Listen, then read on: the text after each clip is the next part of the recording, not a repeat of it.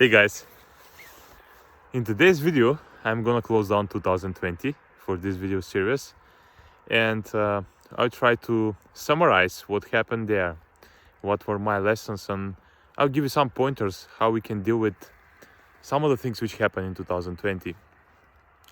Let's be honest first that for most of us 2020 was maybe one of the hardest years in our life, and let's say that it was just shitty year. That's it. I mean, I know in the self-help industry, and people say you have to see the bright side of everything, and I totally agree with that. But the first thing we need to do is to accept the reality, to accept not the reality is the word, because reality is subjective, but to accept that there were some things which caused us to feel not very good, to feel miserable. And this is the important part here. First, let's acknowledge where we were. And for me too, 2020 was really hard. I had to let go of people. I had to let go of projects. I had to let go of some beliefs. I had to let go of many things which I didn't expect to let go before that. It was unexpected for me. And also I felt a lot of disappointment, a lot of grief throughout this process, and I still feel some of this grief. And that's okay. And that's my first message towards you. It's okay to feel shitty. It's okay to feel grief. Because when you are with yourself in these hard moments, especially grief, sorrow, sadness, these very heavy and hard feelings, you really prove to yourself that you are with yourself, that you love yourself. This is the biggest proof for me. I always say the biggest proof for me is I'm gonna trust myself when I am with myself, even in my greatest failures in life, in the greatest disappointments in life.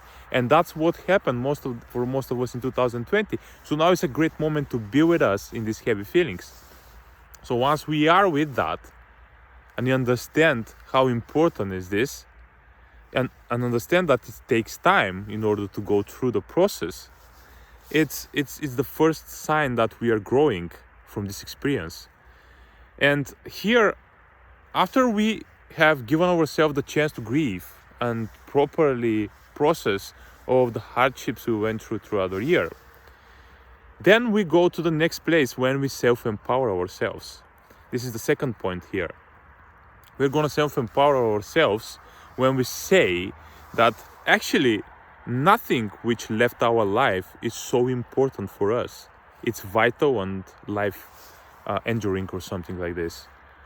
We can survive and thrive in life without anything. The only thing we need is trust in ourselves, trust in the universe, and trust that actually once we know from our heart what we want and move throughout life and help and give life the chance to give us the opportunities which are going to help us to reach the places we want, then that's the only thing we need. It doesn't matter if you believe that the person was the person who is with whom you are gonna create a family and you are gonna live your life all your life, or the job you lost was the job of your life or something, or the boyfriend, the girlfriend, or the friends which are in your life, or the people who you're gonna rely on in your life. All of this is nothing, because life knows how to help you get what you want in the shortest way. We need to trust that deep inside we know that whatever happened, it happened for a reason, and for a good reason. And the third point I'm going to give today is about forgiveness. Because I think forgiveness is very vital in these moments. It doesn't matter if you lost a relationship, if we lost friends, we lost intimate relationship, friends, job, or whatever. We always have something, some grudges and resentment towards other people, towards ourselves. Maybe we blame others, maybe we blame ourselves, and we feel really hurt by that. So here, first of all, we need to really understand that forgiveness is a process. Forgiveness is not something which happens with a snap of the finger. It's a process. It's a process which needs time to heal. That doesn't mean that we don't do anything throughout this time, but means that it needs time even though we do some practices about it. So the two important points here in forgiveness are first that we have an intention to forgive, real pure intention to forgive, and the second one is that we are consistent in doing the forgiveness and consistent with our effort to forgive. Maybe by some meditation practices, maybe some affirmations, whatever it is you like doing, just do it. And honestly, I have some grudges and resentment still from the last year, and that makes sense, and I'm okay with that. I'm accepting it because it's normal. Every one of us is human being. It sometimes takes days, sometimes weeks, sometimes months, sometimes years to forgive someone, but as long as we're in the process, we are successful in that.